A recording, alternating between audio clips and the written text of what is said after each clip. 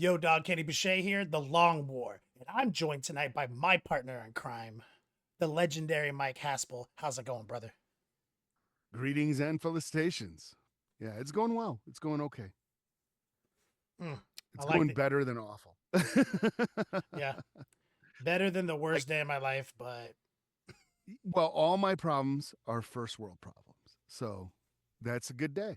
that's it's an enlightened perspective based on I think principles of stoicism and other Yeah, guru philosopher ideals, right? Like balance is important, and but exactly. perspective matters, right? Like the idea that I'm having a bad day, nobody can take that from me. Nobody can judge my worst day Exactly. by If any you're having a bad day, you're having a bad day. but But you say but then by having a perspective of like ultimately though this bad day I'm having, this a first world bad day, like, and exactly. that can give you balance between the two concepts, and it's like I try to live that life like Yeah, seriously, dude. It's like I you just like revisit stuff and you're just like, man, I don't have I don't have time to paint.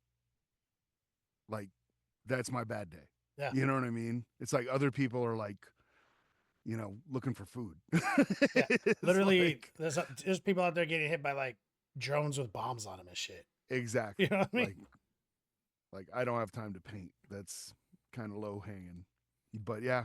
So the reason I haven't been on the last 2 weeks was, as you guys might know, I've recently come out of the closet and I can't take it back as far as being really into guns and being a competitive shooter. So I was at matches the last 2 weeks, and I have noticed there's a lot of similarities between like USPSA and the 40K competitive scene. Like who would have thought?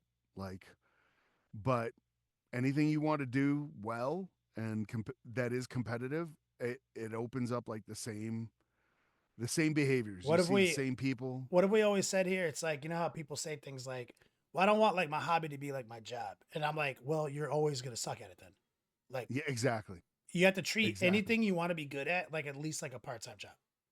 Like It's like it you has to be. got to So for practice. You got to put in the work. You can't just like show up and think hmm?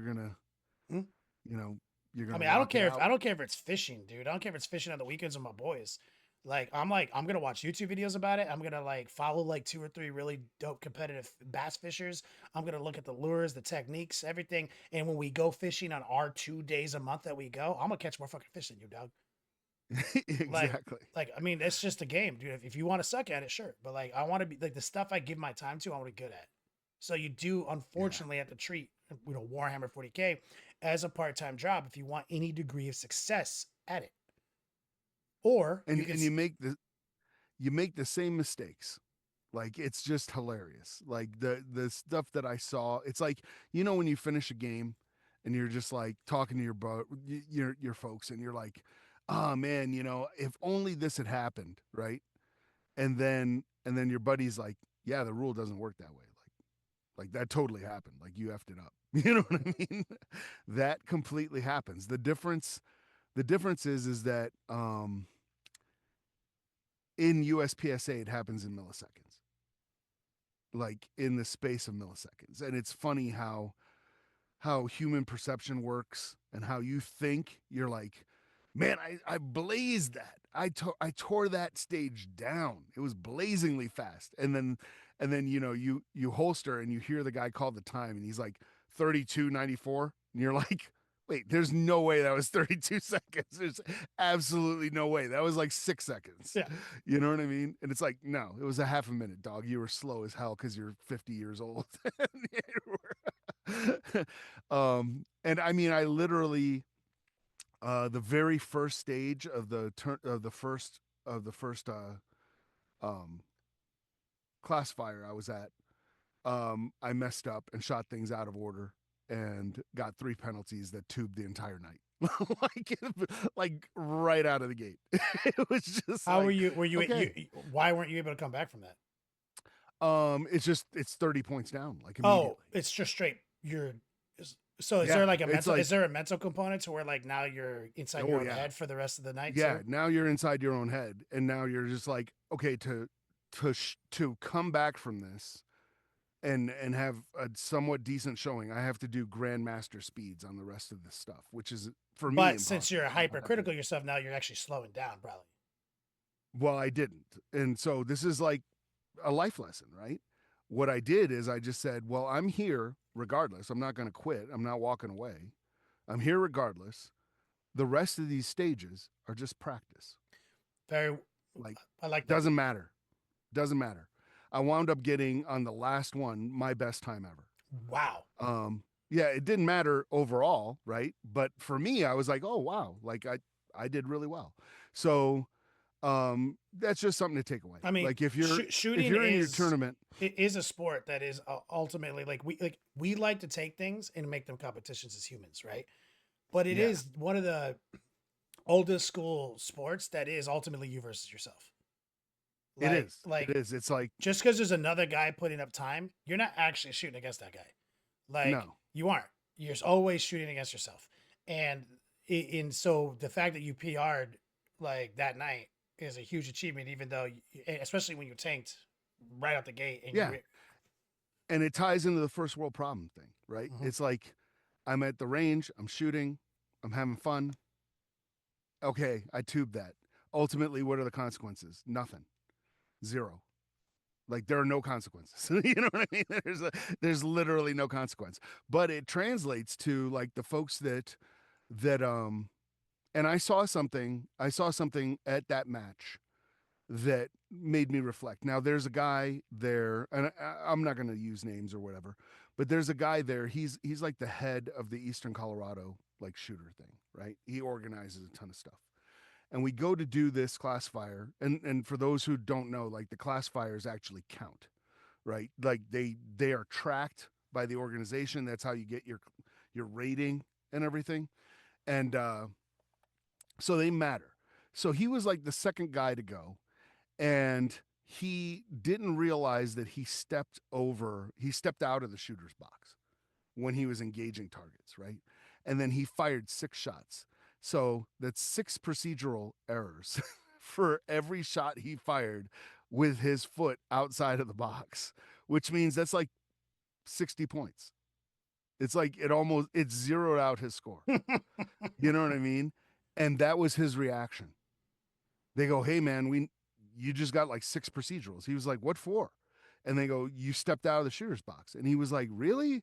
And then he like mimicked the action that he had done and realized that he had stepped out of the shooter's box and just laughed. And just was like, he wasn't upset, he wasn't pissed. He was just like shook his head and was like, "Man, that's just well, so what do I get? Like a 0?" And they were like, "Oh, it's like Minus a 30. point." Well, it was like a point something, right?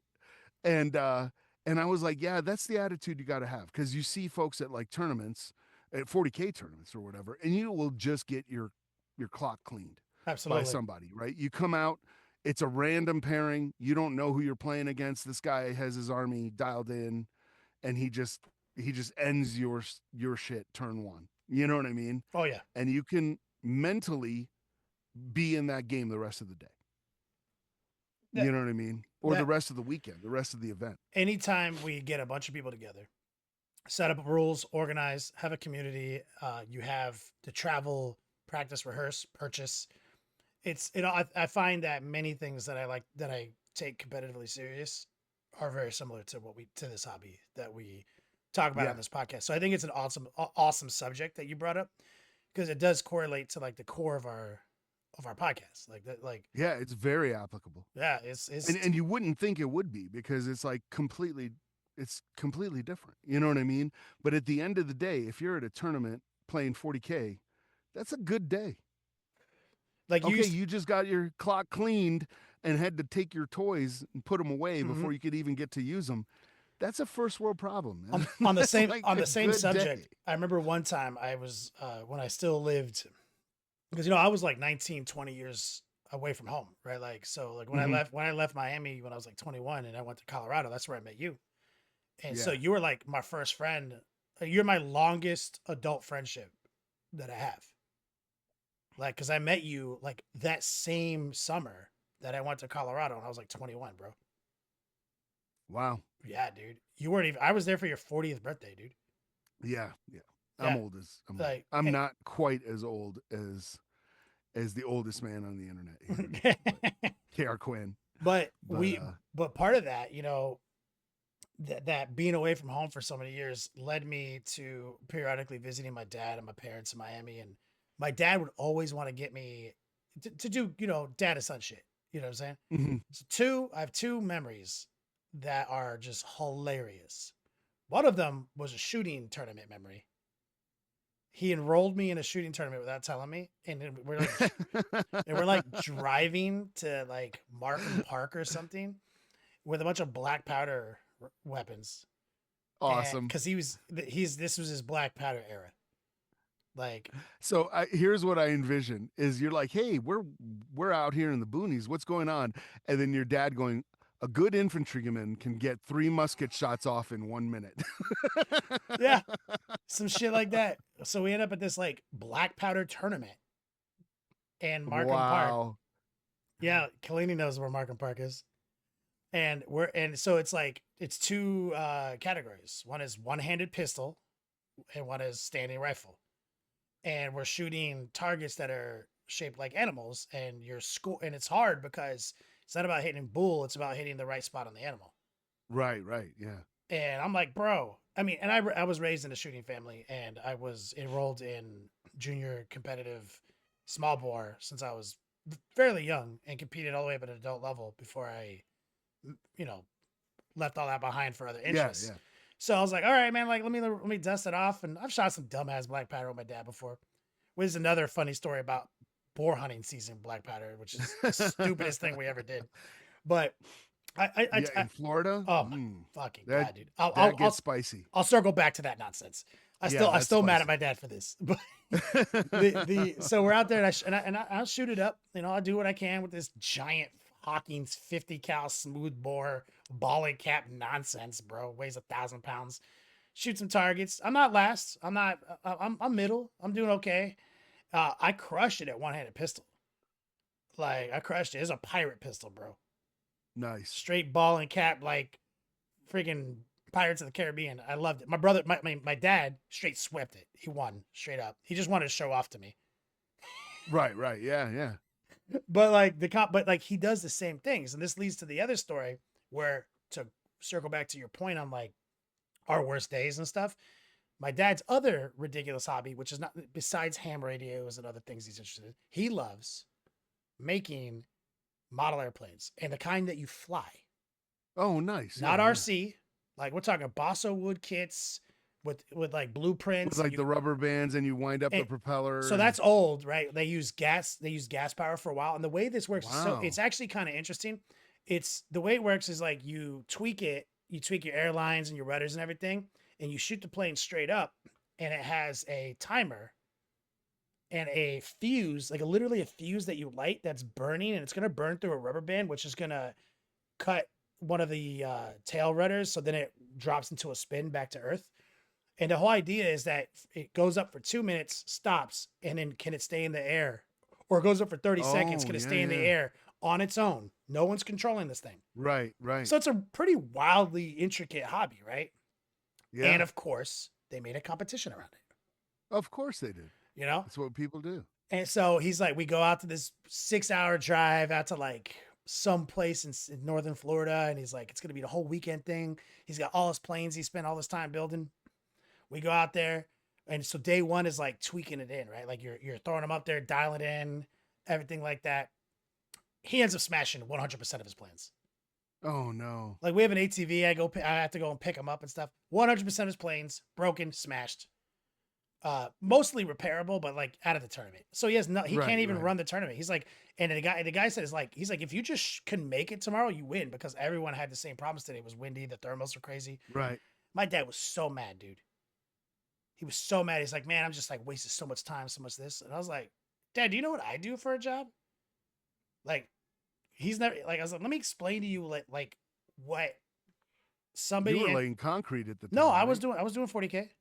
Oh, you were? Okay. Like, oh no, maybe you're right. I was doing concrete, but you know what my hobby is? That's what I guess I said. Yeah. Do you know what my hobby is? My hobby is spending like $1,000 building a bunch of toys, painting them, learning the rules, going to a tournament, spending $1,000 to go to this like GT, and getting my ass kicked all weekend until I figured it out. Yeah. He's like, "How long did all that take?" I was like, "Bro, sometimes it could take you like 500 hours to paint your army, Yeah. Yeah. and you don't even know if it's good, bro, because you just started." I was like, "How much did all this balsa wood cost?" He's like, "I don't know. I got it at Home Depot for like $12." I was like, "How long did it really make you to take? How long did it take you to make all these planes?" He's like, "I spent all year on all these planes." I was like, are they all ruined?" He's like, "I can fix like 3 of these." Yeah. I was like, "How much money and time are you at realistically?" He's like, "You know what? Thanks for saying what you said. This isn't that bad." He's like, because he wanted to go home, he wanted to pack it in. I was like, "Why don't we just go to the store, get some super glue, and glue these bitches back up? Yeah. And all we got to do is get in the air and get a time." Yep. It's like, yeah, it's funny because it's easy to get into that kind of mental death spiral, right? And where things get out of control, and you're just like, man.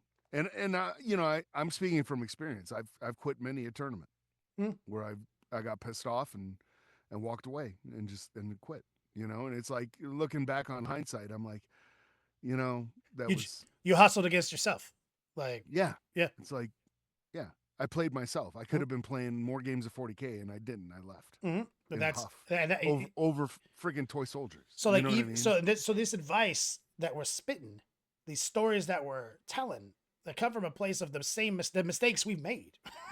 Yeah. like, like we have all played ourselves. We've all hustled against ourselves. Like that's why I always tell everyone secretly, Mike, that my brand, like the Next Level Painting brand, it's not about like you can paint like me or I can teach you how to paint. It's really you can have as much fun as I have. Right. I've been doing this. I've made my hobby my job, right? Because it's dope and I love it. And I have fun every day. I've never not had a fun in an additional Warhammer 40K. I've never not had a fun playing like since I made this mental change, right? Because every day I'm playing 40K is a good day, bro. Every more games, not less games, is a good day. More Exactly. like even when I have to sit there and spend and buy a box of Possessed for like $60, 5 models, and it takes me like 100 hours to build and paint them because they're so over the top, right? And then you find out like, oh, they nerfed them, and everyone's like, oh, isn't that piss you off? I was like, I got a lot of joy out of that build, though. I'm not gonna lie, bro. Like Mm-hmm. the entertainment value, that $60 to 200-hour ratio. Name me a thing with that much entertainment value per dollar. Exactly. Yeah. You can't take like the dreadnoughts. My only dredge project I did for my 40th birthday, when I did all those dreadnoughts, and they were like already legend by the time I finished them. Everyone was like, "Oh, that stings." I was like, "I don't understand. I don't think you understand the pure joy that I experienced putting together these like 12 dreadnoughts and making this and like having it all laid out on my table, looking gorgeous, bro. Like And scheming. you can't take that from me, dude." Yeah. It's like, and folks know. I mean, I'm the saltiest freaking Grey Knight player out there. You know what I mean? But well, to kind of segue to another thing, the reason I'm wearing this shirt, the reason you see that behind me, is I am a huge Dawn of War fan, right? Just massive Dawn of War fan. So they released like the Dawn of War Definitive Edition about 2 weeks ago on Steam. And I immediately bought it, like sight unseen. I was like, yeah, I've played this game so many times. It has given birth to so many memes. It is just fantastic. It has my favorite quote from Warhammer 40K that I use all the time, which is hope is the first step on the road to disappointment. Ah, Because it's just perfect. it's It's so good. perfect grimdark. Um, so I bought that, and it's basically they modernized it so it'll work on modern systems, and it has 4K resolution and all this stuff and everything. And then I was somehow in the dark. I didn't realize that they were developing a Dawn of War 4. And they released that trailer, and I was like, my blood ravens are back. And like before the show, I was joking with you. I was like, hide your kids, hide your wife. We're stealing everything up in here. Blackbeard's coming, dude. I'm telling, dude. So I muted myself last show by accident because we talked about the trailer, like the Mm-hmm. old Dawn of War 2 trailer. You remember the where Yes, yeah. the Space Marines versus the Eldar and like Oh yeah, and he's like, and the dreadnought comes out. He's like, bro, I've been sent to destroy you, and bro, he just grabs that when they're running friggin' through Eldar when and they're just walking burns it. through and the Banshees are taking them. Oh yeah, And yeah, literally the Dreadnought, and then when they's like, swoop from the skies, brothers, and then all the yeah. assault marines come down, I was like, oh, my dick can't get harder. Oh, like it was so legit, dude. Like nothing made me more hype in my life than that cinematic trailer, dude. Oh, it was amazing. It was so good. It was so good, you know? And it's like, I still occasionally, like every time I break out my Blood Ravens or whatever, I'm like, my name is Gabriel Angelos. I'm always like thinking that, you know? So I'm like, I'm back in it. So now here's the challenge, right? So we're doing the bolters and bourbon thing, or the bourbon and bolters thing. I was going with my Necrons. No more. You're finally going to use this as a reason to finish your fabled Blood Blood Raven Ravens. project. Blood Ravens all the freaking way, You've man. been working on that since before contrast paint was invented. Yes. It's like, yeah, you're right. Yeah. Yeah, because you It's you like you were, you were this. really proud of your contrast ones, remember? And Yeah. then like Tim Baptist came to your house and was like, "Bro, these are not tight." And you were like, "What do you mean?" And you looked at it, Yeah. having not looked at it in 6 months. You're like, I "This hadn't is." looked at it in a while. You're like, "This is And so then I bad. looked Why at it did and I I was think like, this was good?" I was like, yeah, I need to repaint all these. Yeah, contrast not good. You're like, "I already airbrush good. What am I doing?" Yeah, well, I just wanted to. I had Ricky Bobby brain because Yeah, we have to hit our Ricky Bobby quota yeah. for the Not show. first So and I last, had baby. Ricky Bobby brain. I want to go fast, Mhm. so that's why I like the contrast. No, And it but was I'm like excited. So finally, the Blood Raven project is coming back. the Blood Ravens are coming back. Yeah, and I'll bring Like my for sure. I'll bring my chaos out, everything, dude. I'm excited to. So yeah, we've sold. We're almost halfway through our sales. So 24 spots open. I think we're like getting close. We're almost at 12 tickets sold. Oh, nice. Yeah, because I am formulating. I have some ideas on what the crusade, what the fluff is going to be. It's not. It may not be a full like crusade, like in like adhering to the formal crusade rules, right? Because it's accelerated, right? Crusade is supposed to be like you play a game a week Hmm. over a course of months, right? And this is going to be accelerated. So I was just like, it's going to be tight. It will be tight. Oh yeah, Um, I'm but it excited. might not adhere exactly to the crusade That's rules. what we're here for. We're here for I because have to we're. do some stuff. That's why you're on the project, man. We need that kind of brain power to sort it out. Because like again, guys, like we don't want anyone to have to play more than 3 games a day. We want 2 Crusade games a day. We want our Nighthawk tournament every night, then our Rogue Trader on the weekend, right? And Yeah. so what we're really hoping for is just the most ultimate hobby, bro out known to man, right? Like, and so some of the best games of 40K that you've ever had didn't strictly adhere to the Right.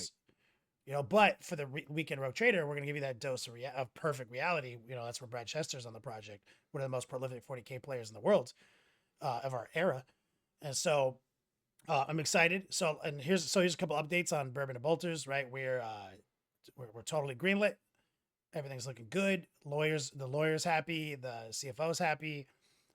We've got a couple issues came up with some people criticizing like our open bar policies, like, and I had explained to a couple people. I was like, well, we've actually in our budget, it's $400 per person is our liquor budget. Mm-hmm. That's a So lot of liquor. there's a lot of. Well, challenge accepted. So you see what I'm saying? So you're gonna get emails when we get closer to the event for your preferred menu of liquor. Oh wow. So you're allowed to say some crazy shit, bro, and we'll see what we can do. And so if you're like, I want Johnny Walker Blue, when you roll into your hotel room, you might have a bottle of Johnny Walker Blue laying on your pillow. I will be rolling with Talisker 10 for You know, sure. you know what I'm saying? So the bar will be stocked. Like once we take that menu, we'll know what kind of stuff we need at the bar, and we have a contracted bartender, and so we'll know what kind of Wow. stuff will be in the bar. So there'll be like beers, natty ices, maybe, but a bunch of great bourbons, liquors. Zima. It might be Zima if Rob's going to be there, like, so we're trying to make it super classy, bro. Like out of control, an experience never had before. And I cannot wait for this event, bro. Like I'm getting more and more hyped and more stoked. Well, I'm Gilly just signed up. Our boy Gil Martin. oh, that's awesome. Yeah, so like Yeah, it's I'm definitely hyped for it, but it sounds weird, right? It's like I like my Necrons. I like them even more when they kind of went pseudo Egyptian, when they stopped being Terminators yeah and started going pseudo Egyptian. yeah. Everyone Well, they got knows, lore. right? I like Egypt, so I'm like, okay, I'm in for this. But they ain't the Blood Ravens, man. They're just not. Like I am so hyped for this now. I'm like, okay, I need to make the time to like finish my Blood Raven army. The only downside for me is now if they put out Space Marine Codex 2.0, I'm gonna have to buy that thing. Or And I'm that. like, Oh no, I gotta buy more 40K shit. I hate this. Like, I'm like, damn it. bro, no, I I'm already excited. have a Space Marine I'm gonna Codex, but paint. My goal is to paint Vasher. oh, So I want to paint Vasher by then because I have one, and now that he actually has good rules, like I love that model. So I'm actually gonna commit to painting one. So like, yeah, I'm creating hobby goals for cool stuff. Remember, me and Mike have been doing this for a long time, and like we're no strangers to running our events, throwing our narratives. I mean, Mike Haspil used to be our mission writer hmm for Longword Doubles back in the old days before ITCs, before anything. So like we are no strangers to running dope experiences. And so and for those who are going, I am a fan of like random shit happening. mhm. We're not talking 40K friendly level of random shit. No, Like there's gonna be some class to this. No yes, disrespect to the 40K friendly guys, but they are not classy. And that is no. cool. This is We're bringing the like class to the random. there might be a third faction that shows up that you don't know what you need to you don't know what they're susceptible to until you shoot them and then you have to deduce what their stats are based on how you're hitting.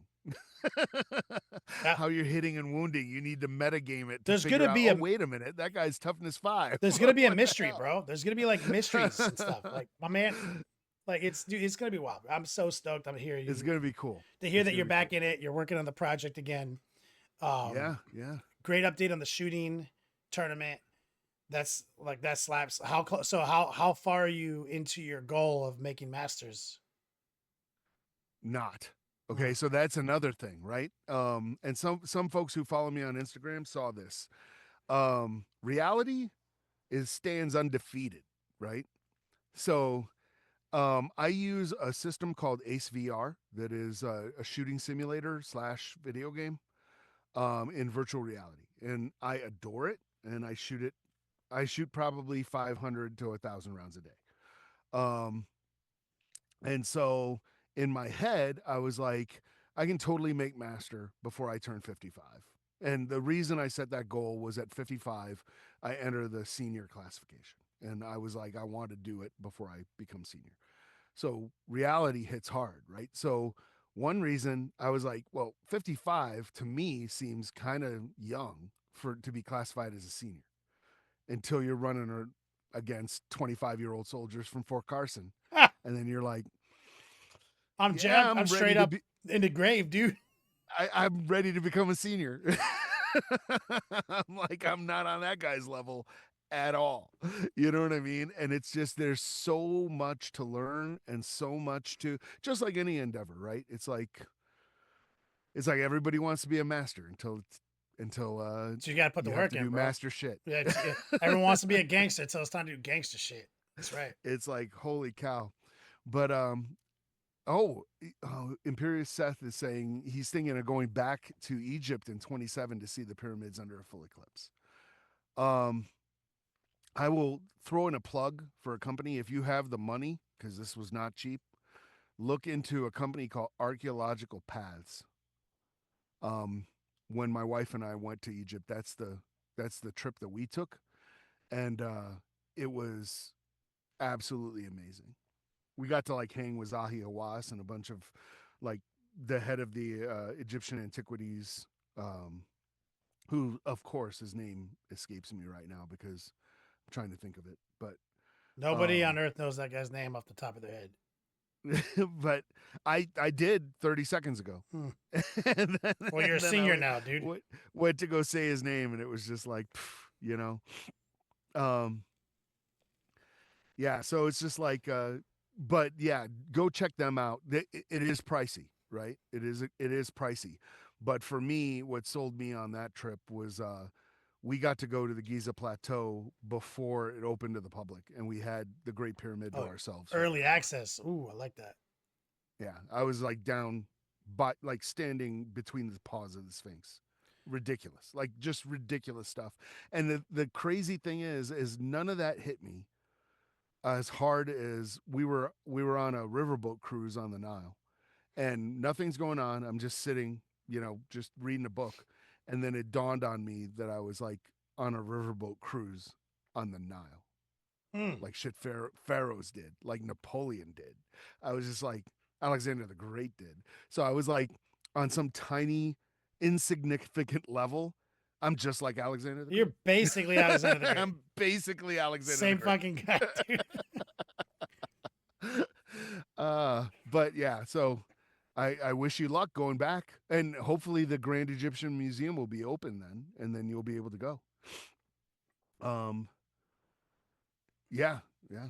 So he says he was there after the revolution, so he was lucky. I'm like, ooh, spicy, right? Yeah, he did the Nile cruise too. Kara Kin says you're Cleopatra. I'm basically Yeah, Cleopatra, fuck it. I'll take it. essentially. Yeah, the hell. So speaking of Um, vacations, I'm going to Puerto Rico this weekend. oh, awesome! This weekend. Mm-hmm. Oh man, I don't remember. I think it's called El Moro. There's a huge fortress there that's badass. It's probably like on the west It's side, right? Like I'm going to San Juan I for a I have no concert. idea. I now I realize that like because like I've been studying the island because like Hmm. basically it turns out I have my dad's genes, and I'm like, man, this island's bigger than I thought, and I thought San Juan was like in the middle of the island. Nah. You know what I mean? And I'm like, oh, there's like a whole ass bunch of dope shit over here. So like I don't have time for that because I'm going for the Bad Bunny concert on Sunday. Oh, okay, okay. And so Yeah, like yeah. I've got like, like a Friday, Saturday, Sunday itinerary, and I'm gonna do what I can in San Juan. But now I realize like I gotta go back because it's like right there for me. Mm. And so I gotta go back and check And out it's not gonna hit you as hard because you're like in Florida, so you already have all the good food. Mhm. But otherwise, man, oh, the food I'm is amazing. excited for yeah, I mean like in my town that I live in, it's like 50% Puerto Rican. And Yeah, so so you already have all the I food. get the dope shit and my wife my Yeah, lady is straight up Puerto Rican. right. Yes, So half yeah, Cuban, half Puerto Rican. So I eat good every fucking day, dude. Like, every all the time. that's Yeah, why so it's that's all why I good. gained 40 pounds since I moved in, since I moved. So, but I'm stoked beyond belief. It's gonna be wild. I can't wait to check out all the stuff. I'm gonna get pava, which is a traditional Puerto Rican Hmm. hat, which is like it's made of like Yeah. palm tree leaves. So it looks kind of like a sombrero, but it's made of instead of straw, it's made of. So I'm gonna get one of those. I'm gonna get a Puerto Rican flag T-shirt that's like just to the floor. Everything, bro. Like, Yeah. I'm going all in, man. It's Like gonna be great. It's gonna be good. I'm happy for you. That's it's the awesome. first time like doing something cool like that. Like I've never, Yeah. So I'm beyond stoked. So no stream on Friday, but there'll be some pictures. Yeah. Hell yeah. You know what sucked me back in too? Wyatt'll be happy. But it ties directly into hope is the first step on the road to disappointment. I saw a bootleg trailer, which I didn't know was bootleg at the time, for The Mandalorian and Grogu. And kind of tight. What the hell? You so Blood Ravens is a gateway drug for you. Yeah. I mean, I was just like, oh, the Mandalorian and Grogu. This sounds dumb. Let's see how they f this up. And then literally 15 seconds later, I was like, this might be the tightest shit I've seen in Star Wars. I I mean, was like, this is pretty awesome. you know how I joke about Star Wars and I'm satirical about it, and like I don't really care about much about the franchise. It didn't mean that much to me, but I did Mhm. watch The Mandalorian because it was culture, it was topical, and it was like hella popular, and I did watch it, and I stopped. Yeah, I stopped after the finale of season 2 because I was like, that's a perfect off ramp for me to leave Star Wars behind like and just to walk away. that last like there was like one bad episode we both agree on, like the egg episode, but in the season one, but then like that final like episode of season 1 with like Luke Skywalker and everything. I was Yeah, like, that was season 2. That was that, season that 2. was season 2. That was okay, yeah. Because then after that was the Book of Boba or something like that, right? Yeah, there was a bunch of other shows, but I stepped off. That Yeah, was I like didn't care my about that. Yeah, I I was same like, this is place. the perfect offering. I was blown away. It brought me into this universe. I actually cared about it. Like I was like, this is well done. Like it was is enough to make me give a shit, dude. I was like hella impressed, bro. Like so like Yeah. So I haven't watched anything. Um I haven't watched anything, and I was just kind of really, I had walked away completely. I just, and I posted this on social media the other day because there was an article about, and I don't want to go down this road because we're having a good show, but there was an article about Disney's troubles and stuff, and I said, you know, where Disney went wrong is they think that the opposite of love is hate, and it's not. It's apathy. apathy. Yeah. Um, because when you hate something, you still care about Still it, care, yeah. and it's like when you become apathetic, that's when things die. That's where IPs go to die. Is and so I had become completely apathetic about Star Wars. I just didn't care anymore. And and honestly, I didn't set out to see this trailer. It like just came across, and somebody said, "Hey, I'm not even going to tell you what this is. Like, watch it." So I didn't even know what it was, and I clicked on it and went, okay, that got an emotional reaction out of me, and it was tight. It was like, okay, okay, I might be back in. You might get some dollars out of Man, me. this might be a good year for Mike Haspel. It could be. It could Like be. that's I great. don't think it comes out until 2026 though. It comes out Next a little year. more. Yeah. Next bro, did I tell you that I went to Animate Con? No. Anime Orlando. A couple weekends ago. I don't know if I Mm-hmm. talked about it in the show. Uh what yeah, so like here in Orlando, it's where they do MegaCon and stuff like that. Right. Yeah. Yeah. MegaCon has grown really big. I mean, I'm like now that I've gone to Anime Orlando, I'm like, I'm good. I don't need to go back to MegaCon because it's too big, dude. Like it's on the level of San Diego and New York now. Like Really? it's Wow. so preposterous. It was just, bro. Like I don't even know how many people were in there. I think it's like 400,000 people.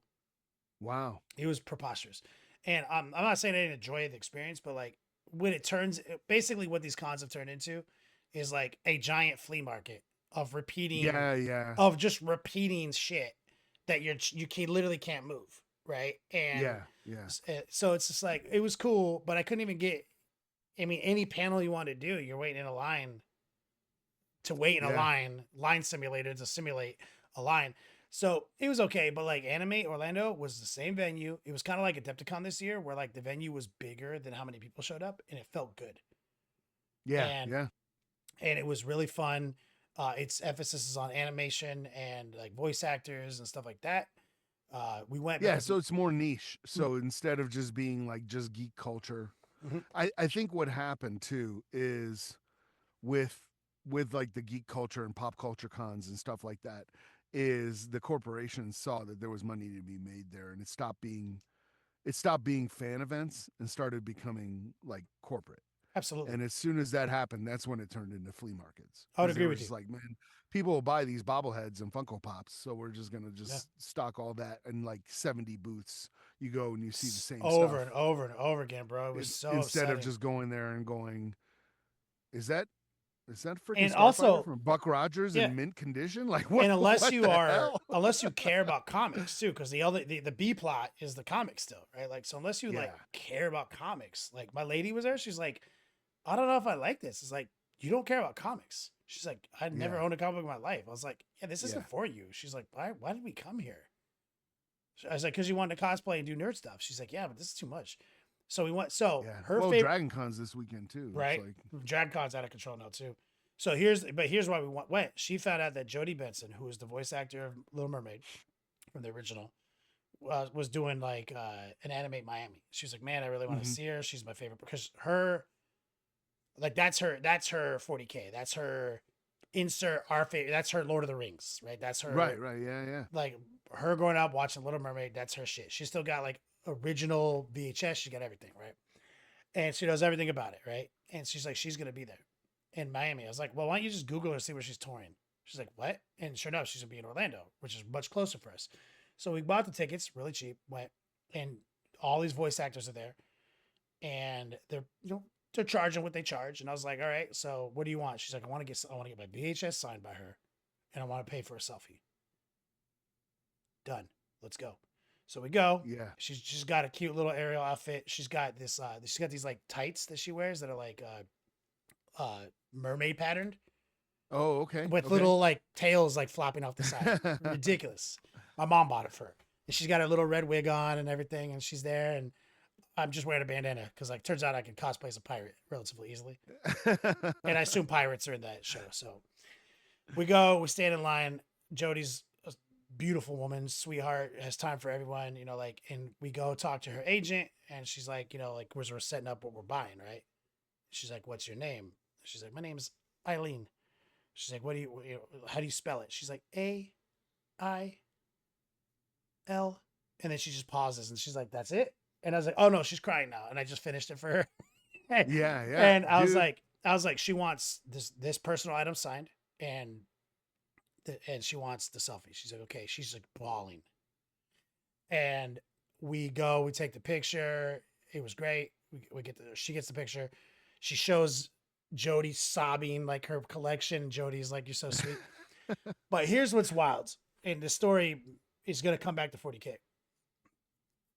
So we go to the panel, which is right after that, where it's her and Prince Eric. The voice actor for Prince Eric is there too, which is kind of rare. They're almost never in the same place. And in the panel, everyone's asking questions, right? And you have to ask them to both. A lot of great facts came out. And the guy who played Prince Eric, Christopher, I can't remember his last name. I'm friends with him on Instagram now. Chris, he had really smart answers, like incredible. So did Jody. Jody's were great. But he said stuff like, he's like talking about like the lore, the mythos of the Little Mermaid, the idea of finding your voice, looking into a world you can't be a part of, and having to give something up to be a part of it. Like having to change who you are to interact with the worlds, and like what that teaches people. And so then somebody asked Jody, like they were like, hey, of all the fans you've met over all the years, like what encounter stands out to you the most? She's very classy. She says, they're all equally important to me. They're all equally special, blah, blah, blah. But then what she says is she's like, but I will say that over all these years, the biggest demographic that comes here is two, LGBTQ plus and people on the spectrum. And everyone cheered. And then I looked around, and then I remembered the line that I stood in. And so while I was in the line, there's a lady in front of me who's clearly on the spectrum, but she knew everything, bro.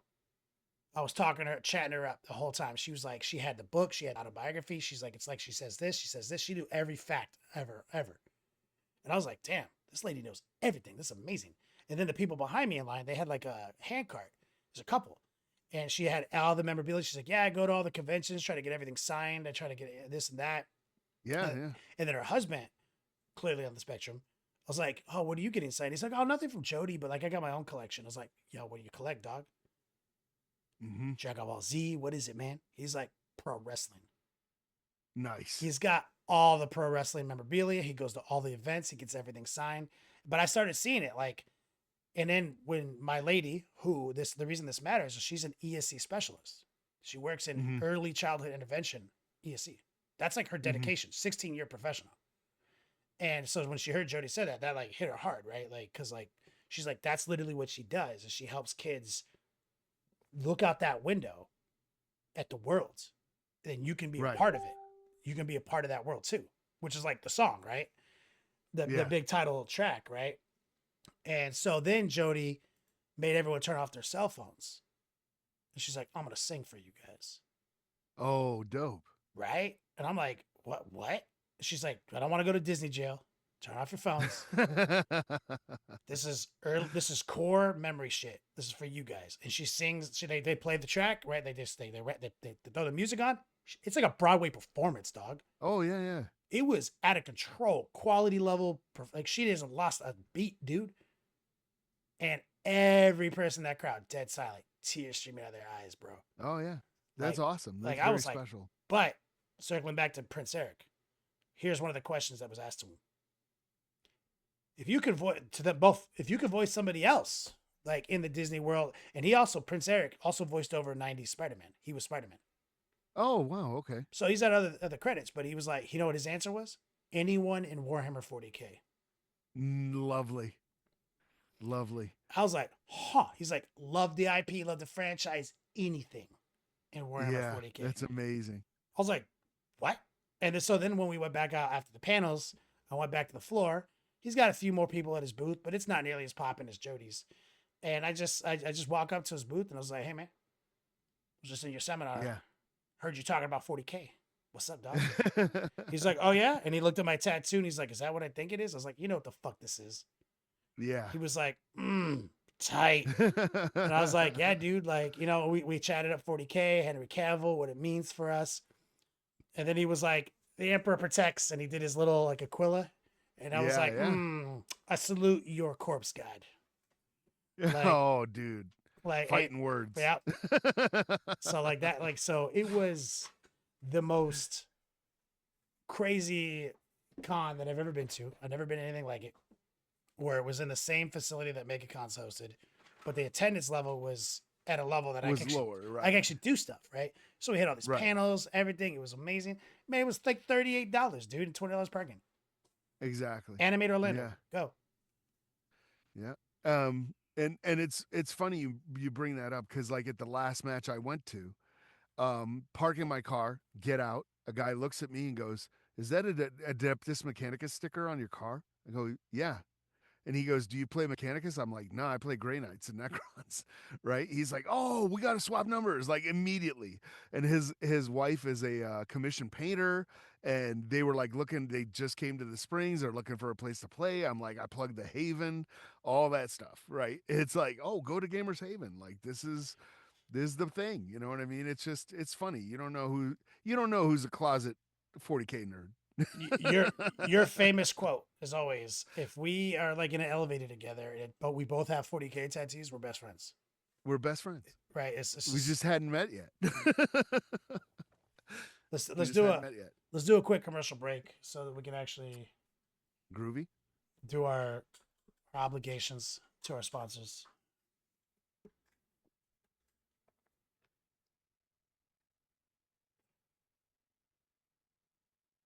And we're back.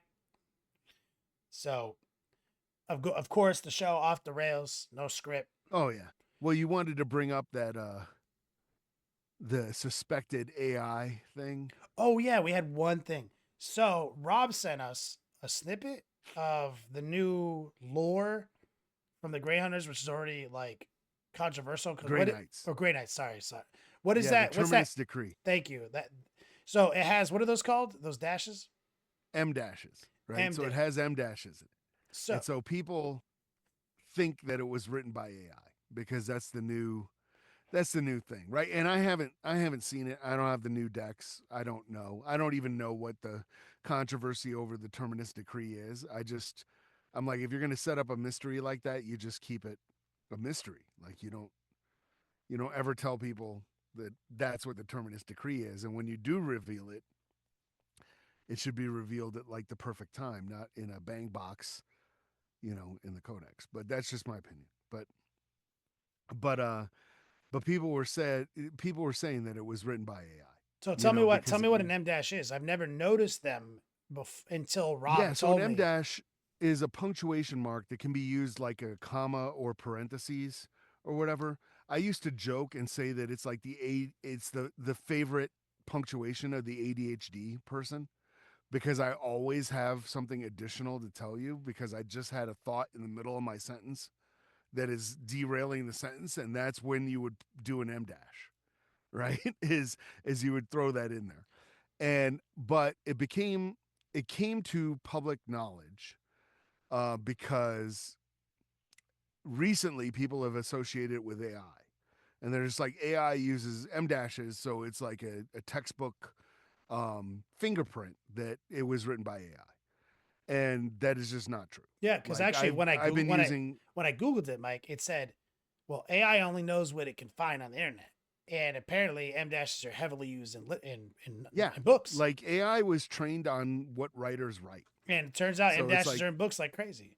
like crazy, like nuts. It's just like when this is a poor example, but it's like when people started calling like Ray a Mary Sue.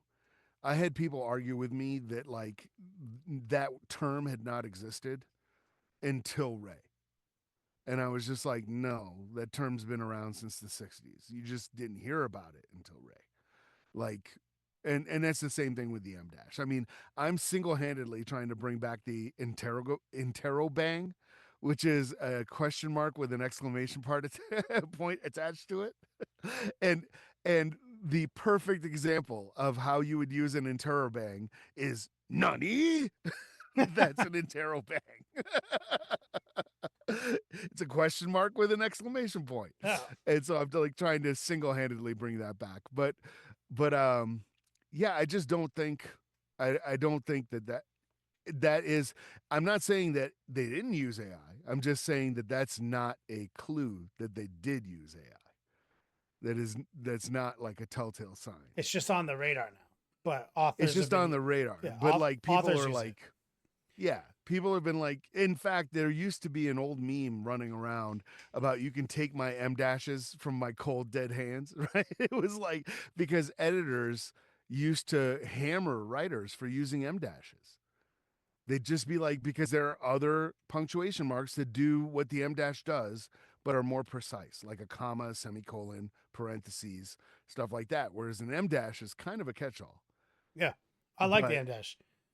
yeah, I love But it. the thing is, I don't even know the keyboard shortcut for an M dash. Like I don't even know what it is on my keyboard. Oh, I don't remember. I think if you just do two dashes in a row and then a space, Word does it for you. That makes sense. Yeah, so I didn't know what it was. It could be AI though. It could have gone through an AI filter. That's happening a lot these days. But I think it's even more controversial because it looks like AI and it's determinist decree, which is kind of controversial in itself. That Which is controversial, yeah. yeah, Yeah. that's a little upsetting for a lot of Grand Knight fans, right? Like that they like that could be the case that they, in addition to revealing the decree, didn't even potentially write it all themselves. Yeah, I don't know. I find that hard to believe. And the reason I say that, and things might have changed in the 2 years or so, but when I worked with Games Workshop, everybody I worked with was a consummate professional. Consummate V's. I said consummate. but but they were really professional. They were really good at what they did, and they really cared. So that's what makes me think it what probably was not AI. Um, it was just I think people are just latching onto it because it's like that's the popular thing now. Oh yeah, It's like that one song that you've never heard, and then once you hear it, you can never not hear it. Like it's on the radio all the time now. yeah. You You didn't know even what I know it mean? existed though. And actually, that's a really old fashioned statement because I like who listens to I the was on the radio fucking radio. Damn, dude. Can you imagine? it's like, Can you believe these kids today? They don't even know. We used to have to no, schedule our time around what was on TV, yeah, bro. And now that I live the life where I curate my own experience, that's ludicrous, right? Like, remember the TV guide, yes, bro? yeah, I used to have to schedule my life around programming, and now I program my life around that. Like I yeah. do whatever I want. It's That's crazy, dude. Like, but yeah, the so Rob has been on my ass too because I use AI to write titles and blurbs and stuff. And he's like, bro, you gotta double check those M dashes, bro. Like people are haters right now, and so people are haters right now, and it's very easy to get in your prompt, like when you're and the thing is I use AI all the time in my day job. And for folks who don't know, I'm a business proposal writer. So my job is about every 30 days, I get to become an expert in something brand new that I know nothing about. And then I have to write a proposal to convince people to give me a job and pay me a lot of money to to do that thing. And then, so a lot of times if I don't have an expert, a lot of times we have experts within the company and I can just go to them and go, bro, I have no idea what this is. Can you explain it to me? And they explain it to me, and then I do my writer stuff and I put it in pretty words. I'm, a languager, and then put it on there and make it convincing. But sometimes people have no idea. It's some new cutting edge technology or something, or we don't have an expert. So I go to AI and I go, one easy prompt that I found that was really cool is set up. I asked the AI to set up a course and come up with a curriculum to teach this class about whatever subject And then you that I read the need to then know. you read the class. And then I tell it to teach this curriculum. I just feed the curriculum right back into it and tell it to teach it to me. Um, so that's really cool. And you can get it to not use M dashes by just telling it, Don't don't use use that M dish. dashes. Yeah. And it won't. So it's just kind of funny. But yeah, there's ethical and unethical uses of AI for sure. I know that there was and I don't remember the names of the authors, but there were people that got caught in their finished product, in their finished book. There were Chat GPT prompts that made it all the Oh, way through like they like copied it all and forgot to. and forgot to edit it out. And they were using Chat GPT as an editor, and Chat GPT is not going to edit its own prompts. So the prompts made it past everything and made it to publication, like into print. Um, and it's just like I unfortunately I think that genie's out of the bottle. I mean, there's no getting around. You're not going to be able to put AI away. All we can do is help collaborate and listen. That's All right, listen, nice. that's old. That's man. You got so many good references tonight. No, it's funny though because I just finished a side gig editing a course Mhm, for a company that does education for tech companies where they educate on the uses of AI prompting and secure coding. mhm, And so this seminar was a week long. It was like 40 hours of video. I just edited all that, and it's like the second job I've done for the guy. And so like I've basically taken a secure coding AI course like twice mhm. now. Like, and so I'm like, this is wild, dude. Like, and uh, I have made some changes around my house on internet security. Oh yeah, yeah, yeah. I've made some serious changes. Like, it is the wild west out there right now, dude. It is insane. It's crazy, and I'm afraid it's going to be. You don't want to be the last store selling buggy whips, right? It's like at some point, the Ford Model T rolls off the assembly line, and you're like, I've built everything around selling buggy whips, and now that is going to collapse. And I feel like that's going to happen to a whole lot of industries all at once, like cascade all at once. It is. It's Um, and I think that you're. I use that analogy to my dad all the time because one of his favorite topics is EV. mm-hmm, Like that's one of his favorite, like EV cars running the country, running the world. Like that's one of his favorite talking points. I'm not saying like he doesn't have points, like he does, mm-hmm. but one of my points I always like to make back to him was like, you do realize that, like, Dad, like it is the future, and like you sound like the guy selling buggy whips or who's a horse farrier or Yeah, you know what I mean, like mad at Henry Ford right now, like yeah, and it's like, are there still people who sell buggy they whips? yes, Yes. and that's Are what I there told him. still horse farriers? Yes, but they're not. But they're They're like not in the best. industry. It's like the best buggy whips and the best farriers, though, right? So it's like this. It's unfortunate that AI is going to do that to us too, and it's unfortunate that progress forward equals bad days for people today. Yeah, and it's I don't know. There's positive and negatives, just like everything else. But it's like um, it has made like my day job a lot easier on just like tedious stuff, right? Where I'm just like, hey, I need all these requirements put into a table. That used to take me a day. Like I would sit there and do it manually, right?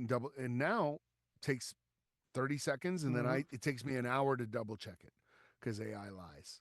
You It's just like gonna lie to you. just edit it But now. yeah, Yeah, like it's so if you're still tight at what you do, you're fine. But it's like if you kind of like have a job that you don't care about and you barely do it, you know what I yeah, mean? it's gonna be. You're in real trouble. And I genuinely don't know. What worries me is I genuinely don't know how teachers are dealing with this with like students. It's almost like we're gonna have to go back to the old composition books and having to take like essay tests to know that somebody actually knows what they're saying Yeah, we're gonna go instead of backwards because yeah. that's bad because you can't have education be the education of prompting AI cleverly. That's not Yeah, no. you still need to like learn how to read and write and shit, dude. Like, bro. But yeah, Oh, Jeffrey White in the chat, he says there's cognitive atrophy, neurological evidence of the negatives for LLM use. Wow. Cognitive atrophy. That's, well, that's not good that they have a term for it. That's yeah. really bad. Damn, you just explained my life. I can't remember phone numbers anymore. And Nope. I've tried. Yeah. You know what I mean? And I'm We like, why? used to remember 20, 30 phone numbers. And I've tried. I sit there and I'm trying to memorize it, and I'm like, why can't I do this? Like, it's like, is my brain atrophied? Cognitive atrophy, bro. Oh my god, that's upsetting. But I feel like we did it. We got through our hour. We did a show. We had subjects, and we even did a commercial break. So, We even loosely tied it to 40K. mm-hmm. Oh, there was another thing too, that is relevant. I don't know I don't know the exact name for it, but you know how Rob likes to go talk about the tariffs. Mm-hmm. Um, Other than the tariffs, there's like shipping issues going on in Europe right now, where a lot of these like smaller retailers are unable to ship to the U.S. at all. I saw something It on has Facebook some, about that. yeah. So there's a whole crisis going on.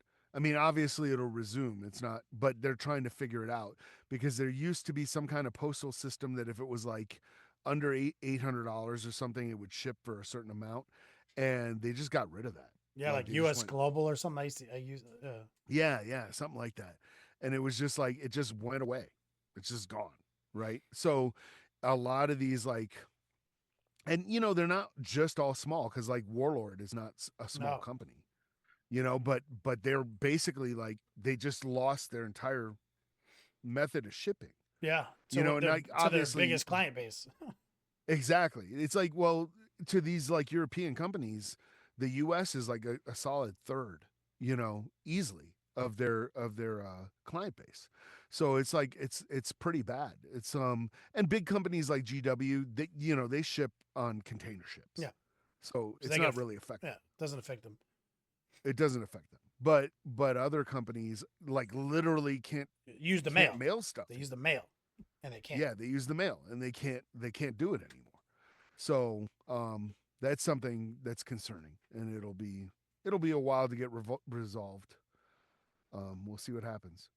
That's upsetting. Thanks for the update. You got a sick quote to take us out on? Yeah, this is a deep cut. You are a true believer. Blessings of the state, blessings of the masses. You are a subject of the divine, created in the image of man by the masses for the masses. Let us be thankful that we have an occupation to fill. Be well, increase production, be safe, avoid accidents, be happy.